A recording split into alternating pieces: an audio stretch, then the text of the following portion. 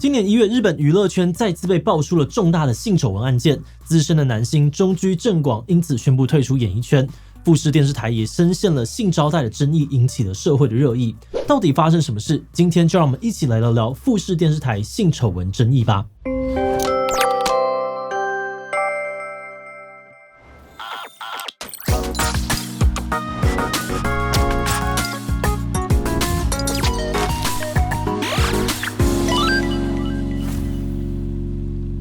Hello， 大家好，我是志奇。前阵子有日本媒体爆料，有位前日本富士电视台的女主播指控自己被资深的男艺人，也就是前日本男子天团 SMAP 的成员中居正广侵犯。更严重的是，女主播质疑自己是被富士电视台设局送给中居正广，公司高层不但知情，甚至长期默许这种性朝贡文化。事件爆出之后呢，富士电视台瞬间深陷丑闻目前已经有超过70家的广告商终止合作，中居正广也宣布退出演艺圈以示负责。那今天我们就会一起来聊聊，到底发生什么事，这次事件引发了什么样的后续，富士电视台真的有这种潜规则文化吗？不过在开始今天的讨论之前，先让我们进一段工商服务时间。身为行销企划的你，总是烦恼公司的品牌活动缺少亮点吗？或是想要做影片宣传，担心效果达不到预期吗？奥森创意提供一站式活动规划以及影像制作等等的客制化服务，不管是私人聚会还是公开活动，或是跨年烟火空拍规格的影像制作以及品牌整合行销，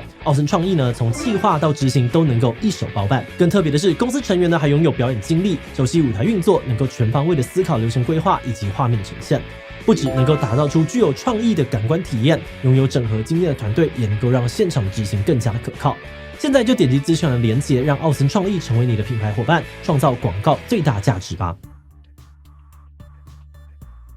在讲这一次的事件之前呢，我们先来介绍一下这一次的涉案人中居正广。中居正广今年52岁是日本资深艺人，已经在演艺圈打滚了超过30年。他在14岁的时候呢，就加入了杰尼斯事务所担任练习生，2年后成为了偶像团体 SMAP 的成员，还在队内担任队长。那随着 SMAP 在日本的人气飙升，还获得了日本国民团体的荣誉，中居正广呢也逐渐在日本的演艺圈闯出名号，名气还有地位都直线上升。他不但有拍电视剧也有主持综艺节目，像是中居大师说啊、世界上让人吃惊的新闻等等节目，都已经播出了超过20年。因此，中居正广呢也被媒体称为是日本的综艺界一哥。而且，中居正广呢不止在演艺圈发展他甚至还跨足了体育圈，曾经担任过 TBS 电视台的体育记者，演艺表现近乎全能。不过，这位人气超高的日本明星呢，却因为去年年底的一起爆料被重创了形象。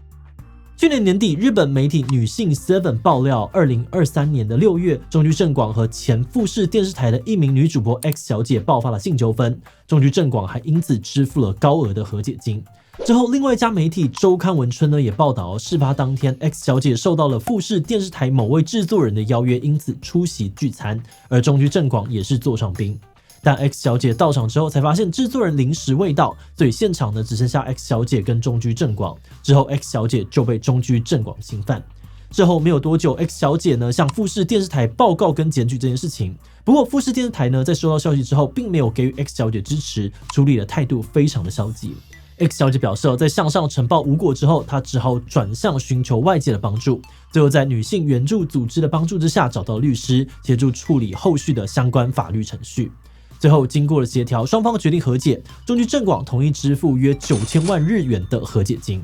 那虽然呢，当时双方已经私下和解不过到了2024年底，整件事情跟着周刊的爆料浮上台面，轰动了日本社会。而且不只是中居正广，这把火也烧到了富士电视台身上。根据 X 小姐的说法呢，当天邀请她去聚会的电视台制作人曾经多次的邀请她出席类似的聚会。她还表示，其他的女主播呢也都有被强迫参加的经验。不仅如此呢，这位制作人还会要求出席的女主播在聚会上呢要坐在艺人的身边，这让 X 小姐觉得自己像一个陪酒女。因此呢 ，X 小姐质疑这次让她受害的聚会可能是富士电视台内部人员设的局，而自己呢是被电视台当作性资源用来拉拢和讨好一些大咖人物，而中居正广呢就是其中一个受惠者。X 小姐更指控富士电视台高层可能参与策划这些聚会，所以才会纵容内部的问题，对这些事情知情不报。最后 X 小姐说，这一连串的事情呢导致她身心受创，甚至还因此住院。那除了 X 小姐的指控后来还有越来越多人跳出来爆料说 X 小姐的遭遇可能不是个案，因为富士电视台早就已经问题一堆了。有富士电视台的前员工出面爆料，指出公司存在禁供女性的陋习，女主播的办公室更有性朝贡行程表。这位前员工表示办公室的日程表呢，清楚地列出参叙的时间，女主播们不但要出席，还要跟高层以及艺人一起吃饭，而且这些聚会呢，甚至会被标示为公务活动。此外呢，根据报道，另外一位女主播水谷爱子表示自己也有类似的经历。水谷表示呢，2021年的冬天自己参加富士电视台高层安排的聚会，参加者呢包含了公司高层还有男明星，当天中居正广也有出席。不过水谷发现原本说好的聚餐地点呢，从餐厅变成了饭店套房，让他有受骗的感觉。不过因为无法临时取消，所以只好硬着头皮上楼。水谷说，在聚会快结束的时候呢，有不少人找借口陆续离开，最后套房呢只剩下4个人，而且还刚好是2男2女。水谷这才意识到自己可能被配对了。后来其中一位男星开始对水谷上下其手，水谷只好先躲进厕所，最后努力的找借口开溜，才避免了更严重的伤害。而事件曝光之后呢，这场聚会也被媒体质疑是其中一场性朝贡聚会。那也不只是女主播，也有男主播受害，因为前富士电视台新闻主播长谷川丰呢上节目爆料自己刚进电视台时，在一个饭局当中被前辈送给一名知名男星。当天饭局结束之后，几位前辈也是突然的起身离开，只留下了长谷跟那位男星。前辈离开时呢，还暗示男星可以把长谷当作晚餐钱。之后长谷呢就被男星强吻。长谷直言富士电视台充斥着性招待的文化，还说有员工对此感到自豪，认为富士电视台的女主播就是酒店小姐。那随着事件越演越烈呢，跟这起案件相关的人也纷纷出面回应这次的风波。这起性丑闻爆发之后呢，最先冲击到的就是涉案人中居正广。随着事件的曝光呢，中居正广的形象一落千丈，不但丢了代言原本手上所有的电视还有广播节目也都被停播，包含了几个已经播出20年以上的节目。虽然一开始呢，中居正广出面回应，承认跟 X 小姐确实发生纠纷，但他已经透过律师跟对方达成和解，强调会继续演艺工作。不过让大家意外的是呢，大约2周之后，中居正广突然在付费式的粉丝网站宣布退出演艺圈，在日本演艺圈抛下了震撼弹。再来呢是富士电视台，一开始富士电视台先是发表声明否认有内部的员工涉及这起案件。几天之后，富士电视台社长冈浩一就召开记者会公开致歉，并承诺会设立由外部律师组成的调查委员会。不过这场记者会结束之后呢，富士电视台不但没有灭火，还加剧了民众和赞助企业的不满。首先在面对媒体提问时，冈浩一多次的回答会交由调查委员会处理或无可奉告，被大众批评是态度敷衍，没有责任感。而且这场记者会呢，禁止媒体拍摄跟直播，也禁止非电视广播记者俱乐部的记者参加，被外界质疑呢，根本是开了一个密室记者会，没有展现出想要解决问题的诚意。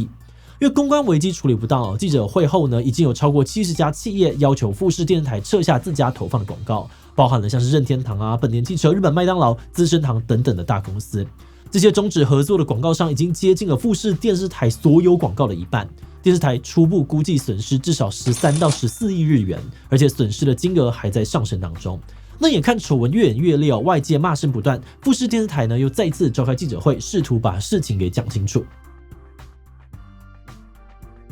经过前次的失败呢，1月27日，富士电视台又再次的召开记者会，而且改成开放的形式，让自由记者一起参加。这个记者会呢持续了10多个小时，到了隔天凌晨1点多才结束，创下日本记者会的纪录。而且这场记者会转播呢还成为了同时段的收视冠军，显示出日本社会对于整起事件的高度关注。在这一次的记者会上面，富士电视台派出了多位的高层出席，除了鞠躬道歉，也更以这个严肃认真的态度回应问题，试图消除现场媒体还有外界的质疑声。例如会中呢，有记者问到富士电视台是否曾经不顾女主播意愿邀请他们参加餐会，副社长远藤龙之介呢只说记得当时有女主播参加，但自己现在无法确定他们是不是自愿的。而社长冈浩一则回答，面对聚会邀请，可能有些人不参加，或对于聚会感到不舒服，但基于无法拒绝还是参加了，所以公司应该更仔细的确认主播们的意愿。不过针对中居正广事件公司依然否认有内部的员工参与丑闻一事，还以基于隐私保护无法回答的理由拒绝回答。最后在记者会上面，富士电视台的社长跟会长也宣布辞职，表示负责。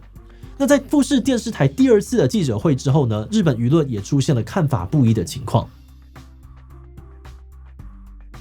首先在面对富士电视台开了超过10小时的记者会，还是有日本网友不买单。有网友觉得，虽然富士电视台有配合回答记者们的提问，但大部分呢都只是在重复既有的资讯，没有披露任何的新内容。例如涉嫌性丑闻的制作人是谁，富士电视台内部有没有追究相关责任等等的问题，并没有被提到或者是回答到。这样子的结果呢，让不少的网友感到失望。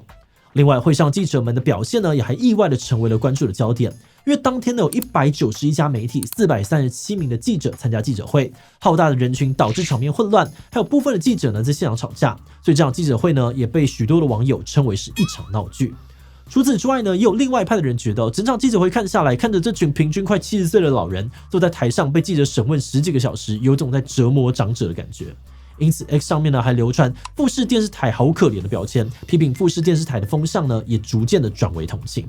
那除了富士电视台事件受害者 X 小姐，也成为了网友讨论的另外一个焦点。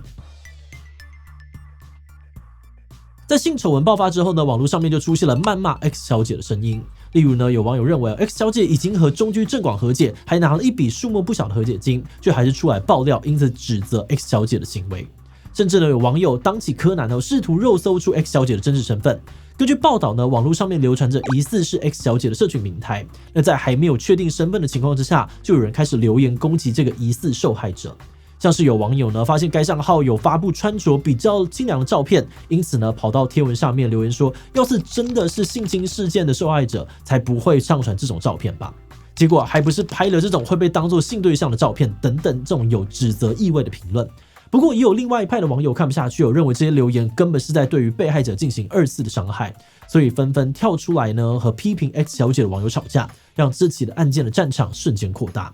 而 X 小姐事后呢也向媒体表示，自己的和解金根本没有9000万日元那么多，不知道这笔数目是哪里来的。另外，因为自己签了保密条款，所以无法透露具体的金额。那这起案件呢延烧到现在，还在等待富士电视台的内部调查，所以后续发展如何还有待观察。在进入观点以前呢，我们要先特别的感谢志祺七七的所有会员哦，因为有了大家的支持跟赞助，我们才能够持续运作这个频道，制作这种一定会被黄标的影片。另外呢，像是这个黑箱日记啊、杰尼斯性侵案等等的相关影片也是，真的是非常的谢谢大家。那如果你愿意支持我们走得更远，欢迎点击频道主页的加入按钮成为我们的会员，或者也可以用超级感谢小额支持我们。好的，那话说回来哦，在这事件爆发之后呢，其实让我们联想到过去在全球 Me Too 浪潮爆发的时候，很多人会提到说，这个浪潮呢在日本似乎没有引起太多的相关回应。有些说法是认为哦，这是因为日本的性别观念比较保守，大家不敢公开的讨论被侵犯的遭遇，甚至偶尔呢有人勇敢的提出来，也容易变成被舆论嘲讽啊或者是检讨的对象，导致很多人呢他们都不敢说话，相关的事情也很容易会被压下去。不过就我们的观察，这种沉默呢似乎有开始松动的迹象。除了这一次的富士电视台事件呢，还有前阵子的杰尼斯事件、黑箱日记的上映争议等等，日本娱乐圈跟社会似乎越来越愿意去面对性丑闻的讨论。那当然，这些事情的背后都是巨大的悲剧，每次发生呢，都会让很多的粉丝心碎。不管是支持哪一方过程当中呢，一定都会被迫看到很多让自己不舒服的言论。但我们觉得，如果从另外一个角度来看，当一个社会更愿意去投入心力去进行这种困难的讨论，才有可能打破原本的沉默循环，让这类事件更容易被揭露，也才有改变的可能。那因为这一次的富士电视台事件还没有完全落幕，那也希望整件事情能够得到公正的处理，让受害者能够尽早的回到正常的生活。好的，那今天的影片呢就到这边。最后我们也想问大家，你觉得富士电视台最后的结局会是怎么样呢？我觉得走不下去哦，被抽广告呢又被抵制，感觉电视台会撑不下去。B 我觉得形象会受创哦，但是这么大的电视台很难说倒就倒。C 我觉得风头过了，大家就会忘记，最后呢还是不会有什么影响的。D 其他留言分享你的想法吧。最后，如果你喜欢今天的影片，欢迎分享出去，让更多人知道富士电视台性嘲共争议。此外呢，也可以点击这个地方看黑箱日记以及杰尼斯性侵案。那么今天的这一期就到这边告一段落，我们就明晚再见喽。